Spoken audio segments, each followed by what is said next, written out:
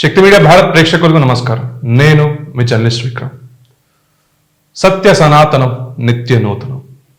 మన పూర్వీకులు ఎలాంటి ప్రలోభాలకు లొంగకుండా, బ్రిటిష్ తూటాలకు కానీ మొగులకు తలవార్లకు కానీ భయపడకుండా మనకిచ్చిన ఏకైక ఆస్తి మన సనాతన హైందవ ధర్మం. అట్టి సనాతన హైందవ ధర్మాన్ని ఈరోజు పొలిటికల్ లీడర్స్ ఎలా మనల్ని మ్యానిపులేట్ చేస్తున్నారో వాళ్ళ నెరేటివ్స్తోని మనం చూస్తూనే ఉన్నాం.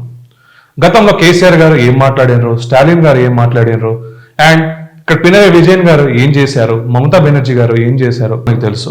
ఈ రోజు ఏ పొజిషన్ లో ఉన్నారో కూడా తెలుసు. ఎందుకంటే ఇక్కడ సనాతన హైందవ ధర్మాన్ని ఇక్కడ ప్రతి జీవనాడిలో ఈ భారతదేశంలో ఉంది. ఈ సత్య సనాతన ధర్మాన్ని కించపరుసు మాట్లాడినోడిని ఇక్కడ కాలమే వారికి సమాధానం చెప్తుంది. అందుకు మూలంగా వీరు ఈరోజు అధికారం కోల్పోయారని నేను చెప్తున్నా. మీరేమంటారు? అయితే వీరు ఏమేమి మాట్లాడారు ఒకసారి మనం రీక్యాప్ వేసుకుందామా? ముందుగా కేసీఆర్ గారు ఏం మాట్లాడారు విందాం. హిందూగాళ్ళు బొందుగాళ్ళు అన్నారు. ఇక్కడ స్టాలిన్ వాళ్ళ కొడుకు ఉదయనిధి స్టాలిన్ ఏమో సనాతన ధర్మాన్ని కరోనాతోని, క్రిమి కీటకాలతోని, మలేరియాతోని ఇలా పోల్చడం జరిగింది. ఇక్కడ పినరయి విజయన్ ఏదైతే శబరిమల టెంపుల్లో ఏదైతే అవినీతి జరిగిందో, గోల్డ్ స్కామ్, ఇదంతా వారి బంధువులు కూడా దాంట్లో ఉన్నారని కూడా మనకు తెలిసిందే. అట్టి శబరిమలలో అసలు ఈ మినిమం ఫెసిలిటీస్ చేయకుండా ఆ భక్తులు ఇచ్చిన డబ్బులతో సొమ్ము చేసుకొని వీళ్ళు అక్కడ పరిపాలించే 10 years. కానీ ఇక్కడ ధర్మ అనే ఒక ఆర ఇక్కడ ఉంది కాబట్టి ఈయన చేసిన అధర్మాన్ని కాలమే సమాధానం చెప్పి నిన్న ఓడించడం జరిగింది. అయితే ఇక్కడ మీరు చూస్తున్నారు సయోని ఘోష్ ఎవరైతే టిఎంసి ఎంపీగా ఉన్నారో, ఈ టిఎంసి ఎంపీ మన శివలింగాన్ని వచ్చేసరికి కండంతో పెట్టి వీరు ఫోటోగ్రాఫ్ రిలీజ్ చేయడం జరిగింది. ఆ రోజు నిజంగా సనాతన హైందవ ధర్మాన్ని మమతా బెనర్జీ గారు ఫాలో అయితే వారి ఎంపీని ఆ రోజు సస్పెండ్ చేయాలి. కానీ తనని ఇంకా ఎంకరేజ్ చేసి ఏమేం చేసిందో క్యాంపెయిన్స్ లో కూడా మనం చూసాం. అయితే వీరి కోవలో ఇప్పుడు కొత్తగా ఎవరు జాయిన్ అవుతున్నారో మనం చూద్దాం.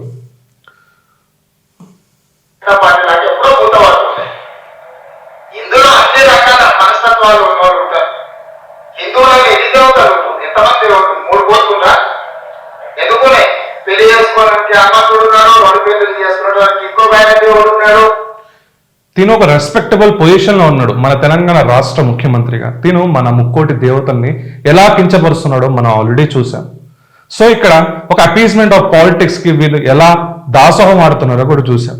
కానీ ఇక్కడ మనం డిస్కషన్ చేయాల్సిన ఒక టాపిక్ ఏంటంటే, దేవాదాయ శాఖలో ఒక మినిస్టర్గా ఉండి మన శ్రీరాముణ్ణి, మన అయోధ్య రాముణ్ణి, మన భద్రాచల రాముణ్ణి అవమానించింది కొండా సురేఖ. తను ఏం మాట్లాడింది ఒకసారి విందాం ఫ్రెండ్స్.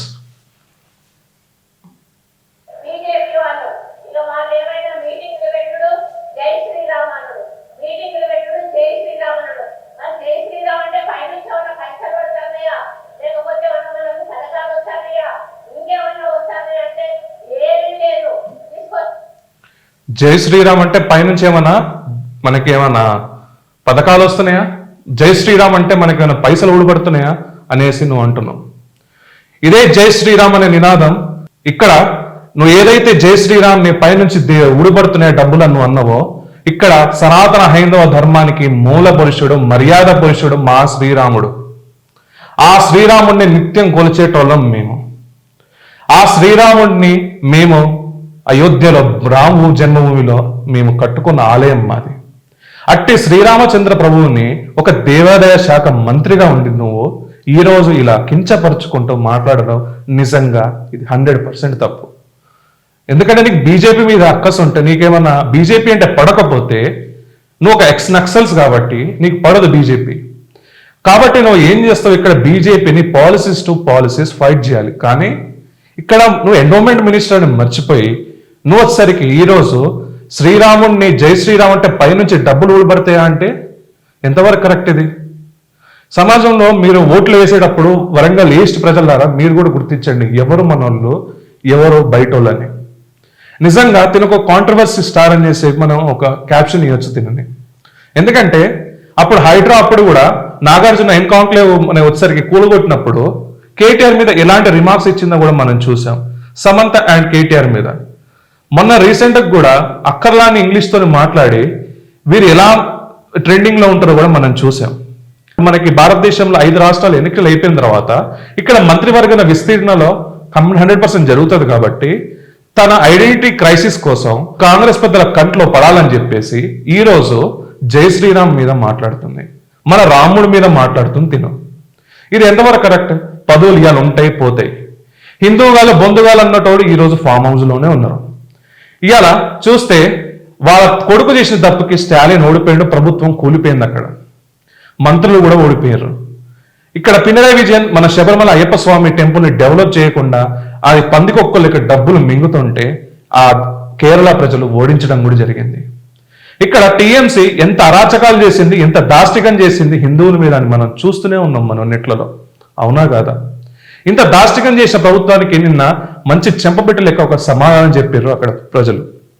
ఇప్పుడు నెక్స్ట్ మీ ఆ కోవలోనే మీరు వస్తున్నారు అండ్ ఇవి మాట్లాడుకుంటూ కేంద్ర ప్రభుత్వం ఇక్కడ వరంగల్ ఇక్కడ తెలంగాణకి ఏ నిధులు ఇస్తుందా అని చెప్పేసి మాట్లాడుతున్నారు.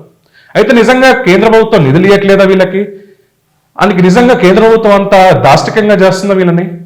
అయితే ఇక్కడ లెక్కలు ఏం చెప్తున్నాయి, గణాంకాలు ఏం చెప్తున్నాయి? ఈవెన్ నియోజకవర్గం ఏదైతే వరంగల్ ఏదైతే ఉందో, హనుమకొండ డిస్టిక్ ఏదైతే ఉందో, హనుమకొండ డిస్టిక్ కి ఇక్కడ సెంట్రల్ గవర్నమెంట్స్ నుంచి ఏమేమి ఫండ్స్ వచ్చాయి, ఏమేమి రూపంలో ఇక్కడ ఫండ్స్ వచ్చాయి మనం ఒకసారి చూద్దాం. Friends, Kakatiya mega textile park ఇక్కడ దాదాపుగా 1695 కోట్లు ఇక్కడ కేంద్ర ప్రభుత్వం నిధులు ఇచ్చింది.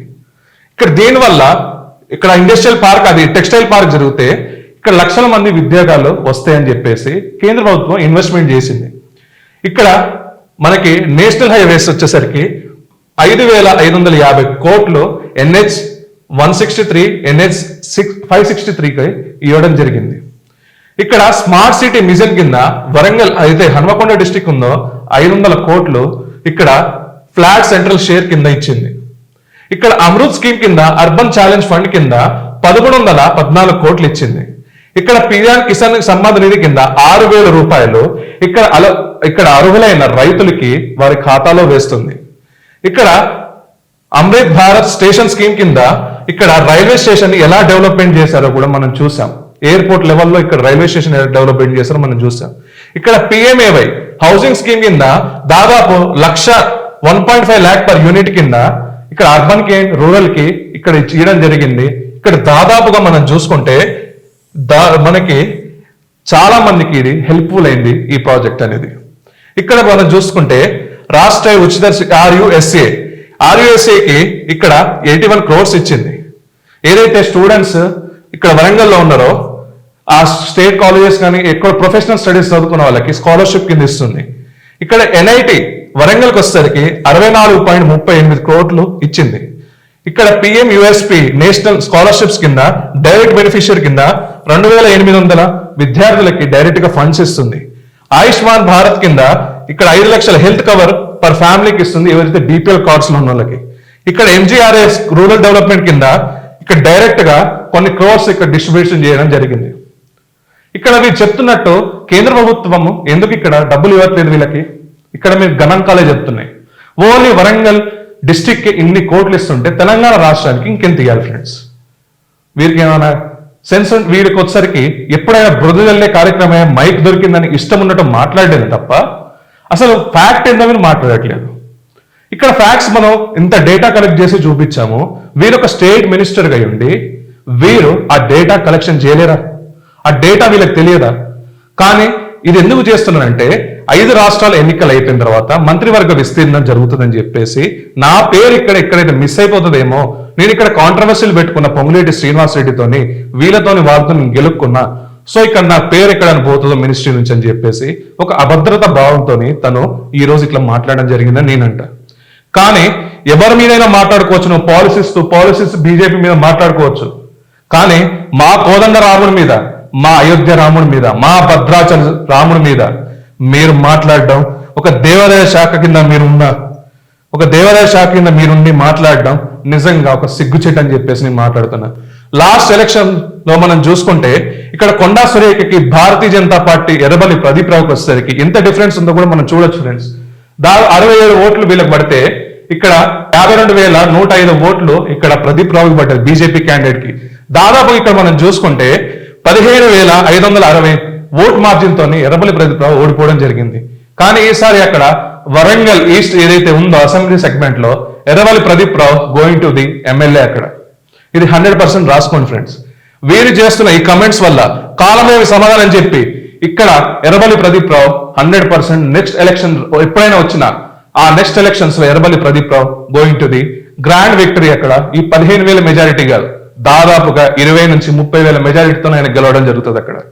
సో మన శక్తి మీడియా తరపు నుంచి ఒక దేవాదాయ శాఖ మంత్రిగా ఉండి మన శ్రీరాముడి మీద మీరు మాట్లాడినందుకు తనకున్న పదవి దేవాదాయ శాఖ మంత్రిత్వ శాఖ నుంచి తను వెంటనే తక్షణంగా వాళ్ళు రిజైన్ చేసి వెళ్ళిపోవాలి, లేకుంటే రేవంత్ రెడ్డి గారు వాళ్ళని ఆ మంత్రిత్వ శాఖ నుంచి తీయాలని కోరుకుంటున్నాం అండ్ డిమాండ్ చేస్తున్నాం కూడా. ఎందుకంటే కొన్ని కోట్ల మంది ప్రజల విశ్వాసం మీద వీరు కొడుతున్నారు. ఇవాళ జై శ్రీరామ్ మీద కొడుతున్నారు, మా మూల మంత్రమైన మా కోదండ రాముడి మంత్రం మీద వీళ్ళు మాట్లాడుతున్నారు, మా గుండె చప్పుడు మీద మీరు మాట్లాడుతున్నారు. ఇంకా ఇంత చూస్తున్నారు మీరు. లాస్ట్ గవర్నమెంట్స్ లో ఎన్ని గవర్నమెంట్స్ లో వేరే వేరే స్టేట్లలో ఎలా పతనమవుతున్నారో సనాతన హైందవ ధర్మం మీద మాట్లాడి. మీరు హిందువులకి ఏం చేయకపోయినా ఏం కాదు, కానీ ఇక్కడ మా అస్తిత్వమైన మా దేవుల మీద, ఇక్కడ మా గుళ్ళ మీద దాడులు చేసేవారిని అరగట్టి వాళ్ళని శిక్షించి, ఇట్లా ఎవరైనా మా శ్రీరాముడి మీద కానీ మా దేవి దేవతల మీద కానీ మాట్లాడిన వాళ్ళని తక్షణమే రేవంత్ రెడ్డి గారు వీరి మీద యాక్షన్ తీసుకోవాలి. రేవంత్ రెడ్డి గారికి యాక్షన్ తీసుకోవాలని నేను అనుకుంటున్నా, నా పిచ్చి కాకపోతే. అక్కడ స్వయంగా రాష్ట్ర ముఖ్యమంత్రి అలా మాట్లాడారు. రాష్ట్ర ముఖ్యమంత్రి మాట్లాడినప్పుడు మంత్రులు ఎందుకు మాట్లాడరు? సో ఇక్కడ కంప్లీట్ గా సనాతన హైందవ ధర్మాన్ని కించపరిచే ఒక కుట్రగా ఇక్కడ తెలంగాణ రాష్ట్ర కాంగ్రెస్ చేస్తుంది ఫ్రెండ్స్. సో ఇప్పుడు మీరేమంటారు? ఇలాంటి అపీస్మెంట్ ఆఫ్ పాలిటిక్స్ చేసే వాళ్ళని మనం ఇంకా ఆదరిద్దామా? మన పూర్వీకులు మనకు ఆస్తినిచ్చిన ఏకైక ఆస్తి మన సనాతన ధర్మం. ఎందుకంటే బ్రిటిష్ల తూటాలకు ఎదురుండి క్రిస్టియానిటీలో కన్వర్ట్ కాకుండా, ముఘలుల నుంచి ఎదురు తలవార్లకి భయపడకుండా ఇక్కడ తెలంగాణ రాష్ట్రంలో వచ్చేసరికి నిజాంకి వ్యతిరేకంగా కొట్లాడింది మనం. మన పూర్వీకులు కొట్లాడారు ఇక్కడ. మన పూర్వీకులు మనకిచ్చిన ఆస్తిని మనం కాపాడుకుందామా లేదా? నిత్య సనాతనాన్ని నిత్య నూతనంగా మనం ఇక్కడ కాపాడుకుందామా లేదా? మీరు కమెంట్స్ రూపంలో చెప్పండి. అండ్ ఈ వీడియో కానీ మీకు నచ్చినట్టయితే ఫ్రెండ్స్ లైక్ షేర్ అండ్, ఎందుకంటే ఇలాంటి మూర్ఖులని మనం ఎండగట్టాల్సిందే.